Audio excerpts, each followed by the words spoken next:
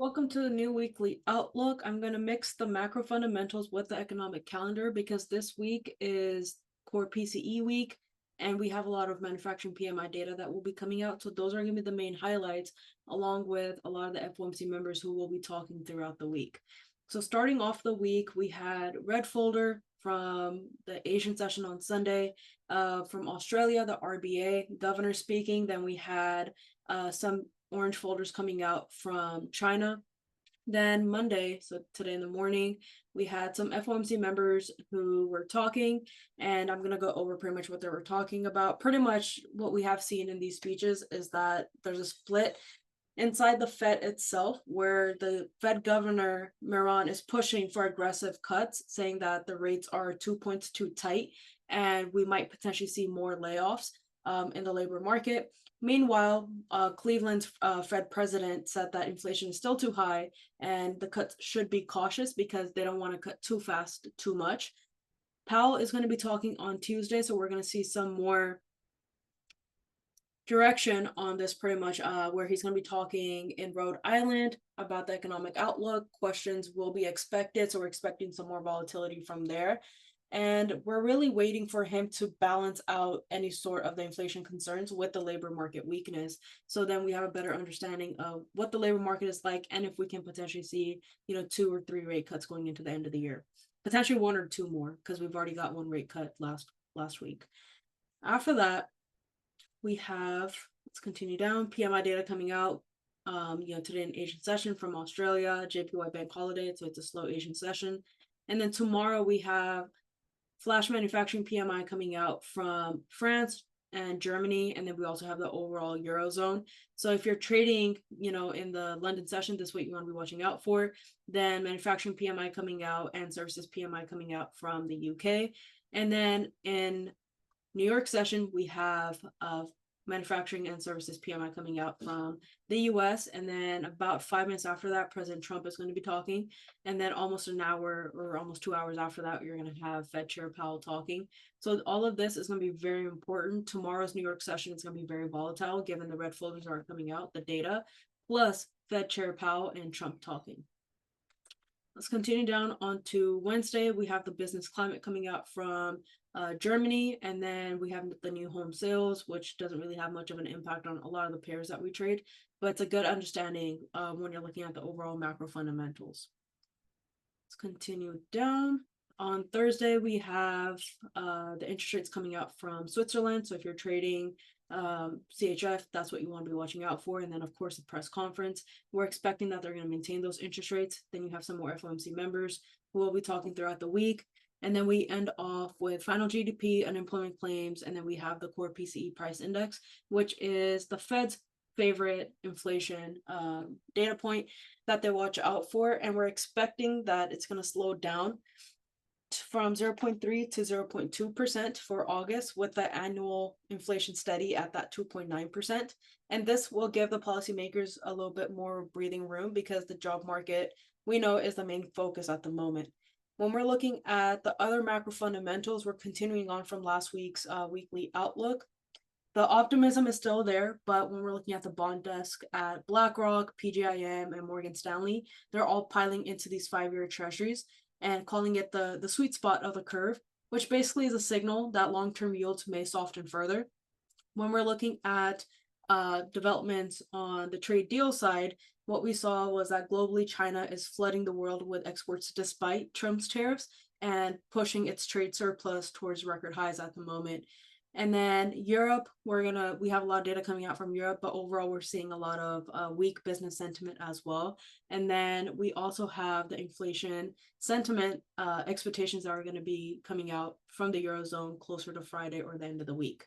So overall sentiment wise, the equities are still supported by the Fed easing last week. And then we also have that AI momentum from NVIDIA. Then you also have gold, which we're going to go over. And crypto just went through a $1.5 billion in liquidation with a massive 23 billion in options that will be expiring this Friday. So volatility this week is going to be super high given the red folders are coming out, the speeches are coming out from the FOMC members, Powell talking, President Trump who's going to be talking, and then core PCE price index. So now let's go over the technical side and start off with US 30 first. And we're going to start off on the weekly time frame.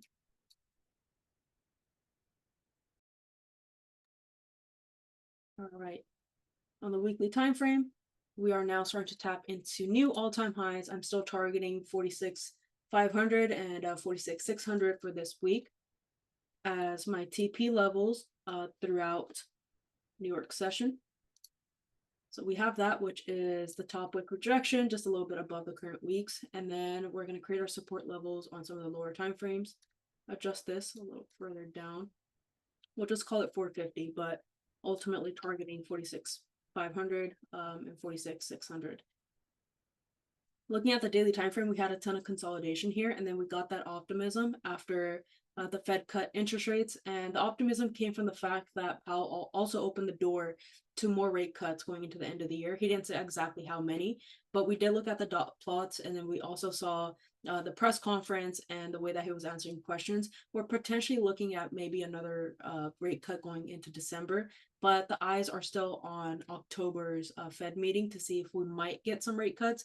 That's why the data this week is so important, because all of that's going to be setting us up for potentially another October rate cut. But if we see that PMI data comes out super weak, or PCE actually increases from 0.2 up to 0.3 or even higher, then we might only see one rate cut, another one going into the end of the year.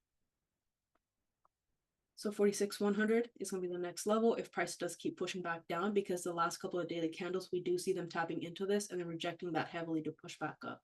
So this is the range that we're looking at this week until price can break above 46,450. You got another 50 points up to 46,500, and then a total of 150 if price can push up to 46,600. The risk on sentiment is pretty much still on when it comes to US 30 and even NASDAQ. We're looking at the zone here on the 4-hour time frame where price starts to consolidate out going into late New York session. So if we can break below this, come into London or even into New York, then we're headed right back down into 46,100. For any buying opportunities, we want price to hold on to a support here and then push back up. I really wouldn't be looking for a trade within this range itself unless price can establish a strong support and then give me pretty good volume to the upside, because even then the zone is around 46,350. The target is 450. So you have about a 100-point range. So it's going to be a very quick scalp opportunity, even if we do end up taking a trade here. But that's only going to be in New York session when the PMI data will be coming out, when Powell will be talking, and when Trump will be talking. So there needs to be, from a technical perspective, the volume that kicks in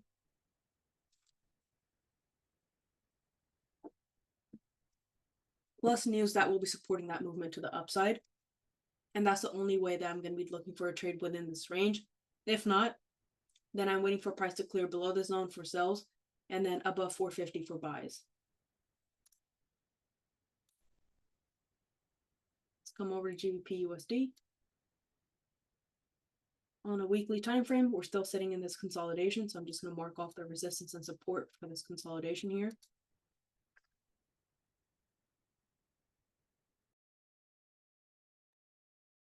And then we have support right here. So that's the range that we're looking at for this week. Let's drop down to the daily. We're in that exact daily consolidation where price has tapped into the support of 1.347. It's holding on to support here on the previous daily candle. The new one started forming. We barely broke the previous high, pulled back down. So we're kind of just sitting around this area, which if you notice is also a previous daily support turned into a resistance. So same thing if we're looking for a buy on lower time frames, we need price to establish a support here, push back up bullish to tap into 1.356. That is the buy that we're going to be looking at, or break below the current 4-hour support to come back down into the support area of 1.347. But this is a very critical level because this is going to tell you whether you're looking for buys or sells. Drop down to the 1-hour time frame and you start to see a little bit more consolidation.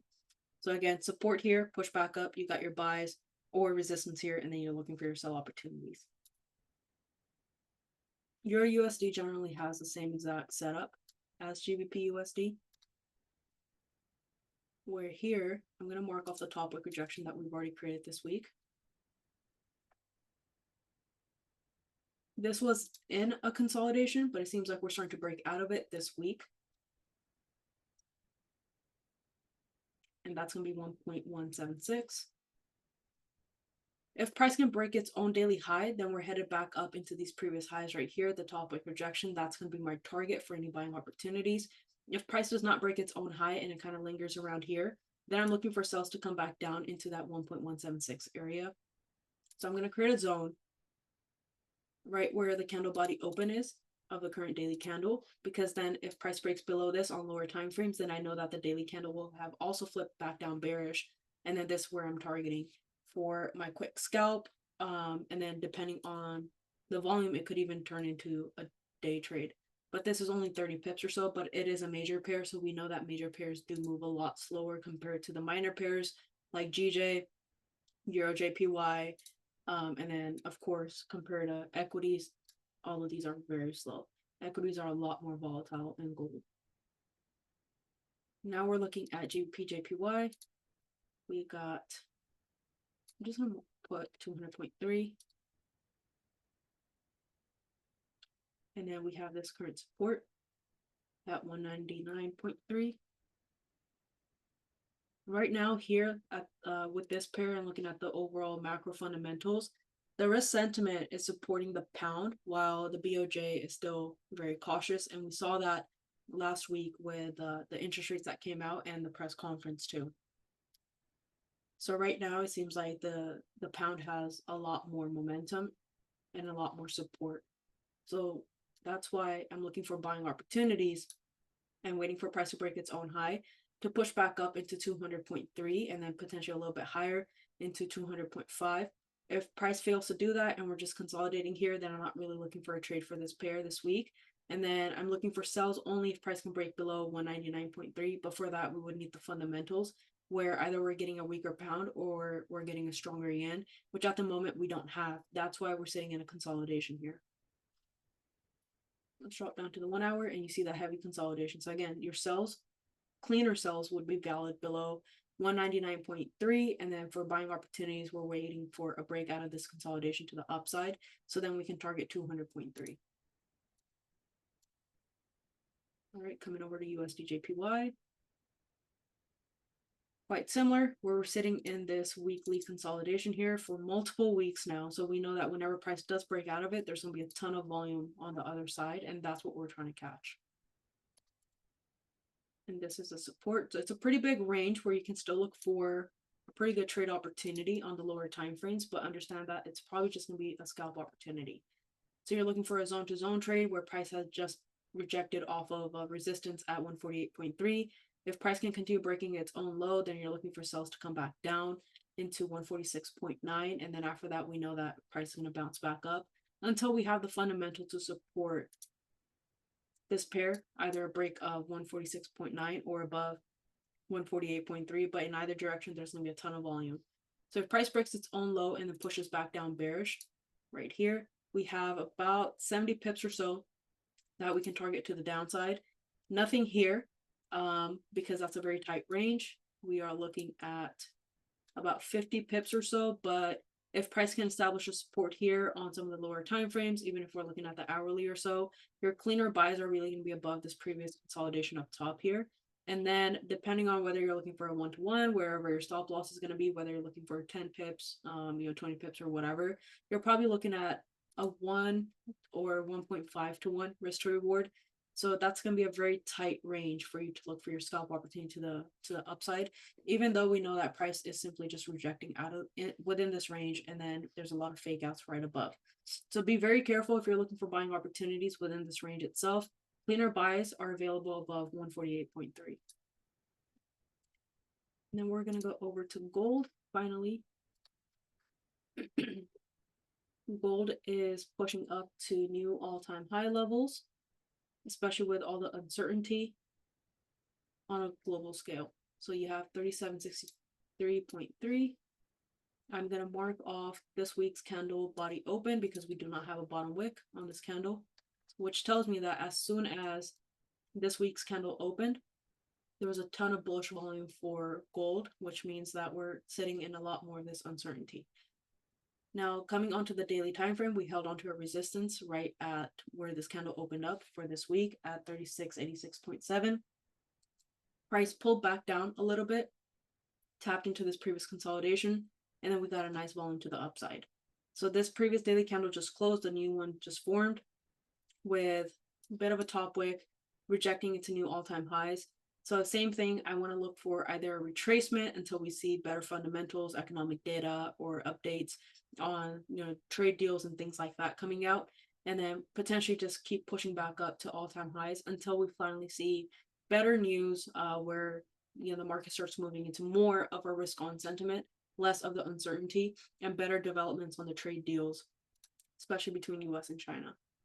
When we drop down to the 4-hour time frame for any scalp opportunities, we want price to break its own low, keep pushing back down, targeting first around 3712.5, and then a continuation back down into this overall range here, closer to 3686.7. For any buys, I want to see a little bit of more consolidation here on the hourly time frame. Consolidation tells me at this point that price is still very bullish, and there's not enough sellers pressure for price to pull back down. So that's why I want to see a consolidation here instead of a retracement, and then push back up so we can look for those continued buy opportunities.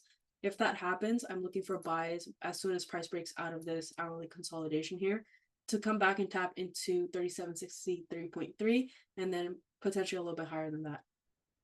That's pretty much it for this week. Overall takeaway is that there's still a lot of risk on bias, which is pushing and providing a lot of support for the equities, and also a lot of for these risk on currencies like the pound.